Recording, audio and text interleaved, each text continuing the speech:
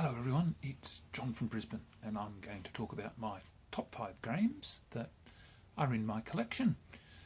Now I'm drawing this from a list of the top 20 games that I own, so I'm going to discuss them, and from them I'm actually going to tell you what my favourite top 5 are, because while the top 20 are there, the top 5 of the top 20 don't actually reflect what my favourite top 5 games are. So it's really a big difference. So yeah, it shows my taste and doesn't always reflect that the top games reflect what people really want to play.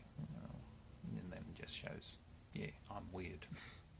Anyway, so here's from my collection what the top 20 games are according to Board Game Geek. So number 1 is Gloomhaven, and Board Game Geek rates it as number 1.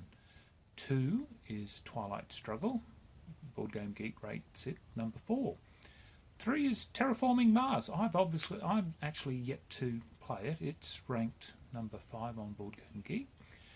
Number 4 is Star Wars Rebellion, and it's ranked 6 on Board Game Geek. 5 is Scythe. It's ranked 7 on Board Game Geek. 6 is Viticulture. It's ranked 19 on Board Game Geek. Coming in on number 7 is Arkham Horror the card game. Board Game Geek ranks that in number 20. Number 8 is Mansions of Madness 2nd edition. Now I only got the 1st edition. I've yet to go to 2nd because it's about $160 Australian. A fairly significant expenditure for me to think about, considering I've got the 1st edition. So I'm still thinking about that, and it's ranked 21 on Board Game Geek. 9 is Blood Rage. It's ranked 23 on Board Game Geek. 10 is A Feast for Odin. So Board Game Geek ranks it 30. 11, Robinson Crusoe Adventures of the Cursed Island. It's ranked 36, and I've only got the 1st edition, and believe it or not, I've yet to play it. 12 is Eldritch Horror. Board Game Geek ranks it 46. Number 13 on my rank is Race for the Galaxy. I've played it once and I found it a very, very confusing game.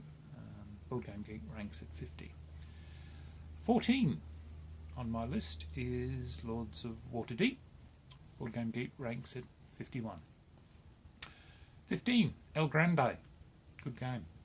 Board Game Geek ranks it number 55. 16, Clank. Love this game, a deck building. Board Game Geek ranks it 61. 17, Battlestar Galactica, the board game. Board Game Geek ranks it number 62. I've yet to play it. Everyone raves about it. Yeah, I really don't know. It's in my collection. I bought it because I had to buy it, but yeah, who knows. 18, Star Wars, the X-Wing miniatures game. Board Game Geek ranks it number 6.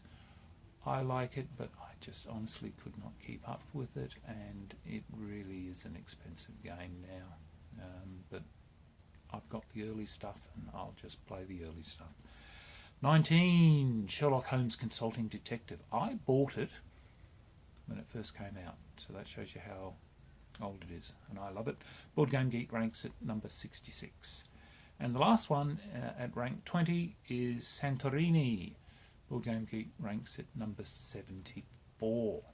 So that's the top 20 games out of my collection, according to the Board Game Geek ranking. So that goes from Board Game Geek ranking number 1 all the way down to 74.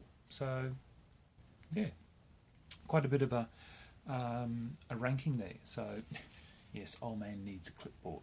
So let's have a look at what, well, you can see off to the side there what some of mine are. So what was, according to me, my favourite?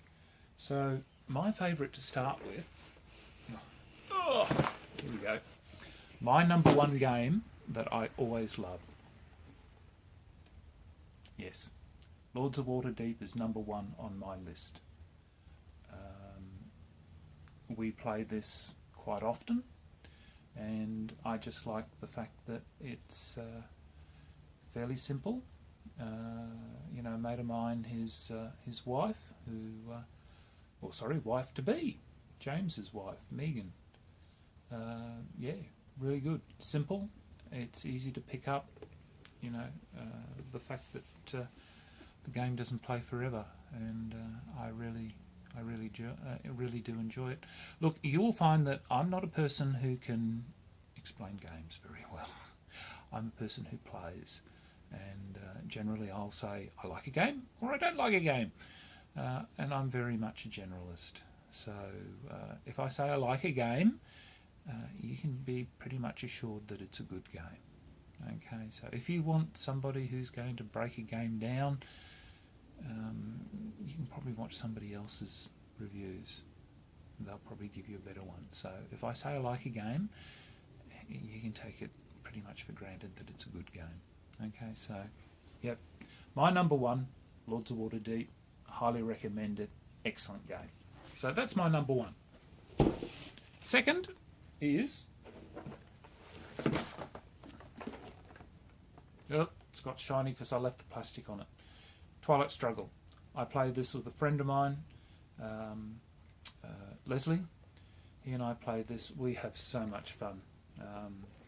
He and I are the only ones who actually do play it, and that is, we just play it. We've have so much fun with the cards because we now know what cards come up.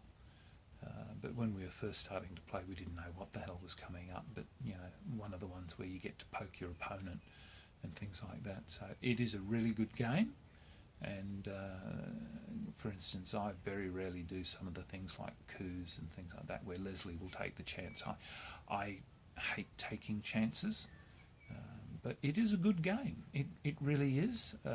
I would recommend it. It's only a 2-player game, so it's one of those ones that I would recommend to people that would like that sort of thing. And I love it. Twilight Struggle. Well worth it. Well worth it indeed. My third game is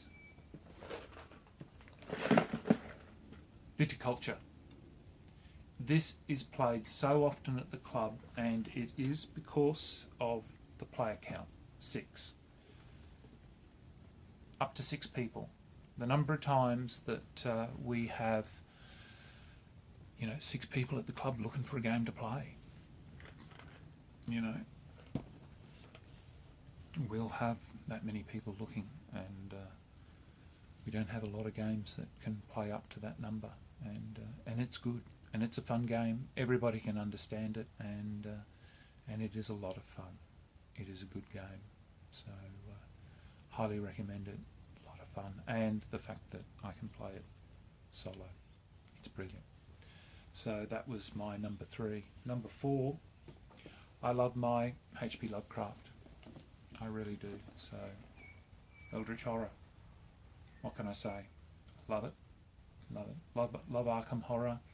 Love anything from the mythos. So, you will probably note that I think I've got in one of my blogs, I've got a slight madness for, Call of Cthulhu. So, anything from H.P. Lovecraft's universe, I'm there, I'm in it. And my number 5 game that I love is, let's see, it's shiny, it's probably not coming out very well, but Feast for Odin. Again, something I can play solo, which is due to the fact that I spend most of my time alone. I'm always looking for games I can play solo, and Feast of Odin meets it. It is a really good game. To start with, it took a while to understand how to play the game, but once I got my head around the mechanics, it was really, really good. So they are my top 5 games. Do you agree with my top 5 games? Post, tell me. What did you think of my top 20 games that I own? What 5 would you choose out of that top 20? Anyway, post, like and subscribe. Have a look down below. I've got 2 blogs. I'm on Twitter, and my club is linked below if you're in Brisbane. So till next time, signing off, the Honourable John.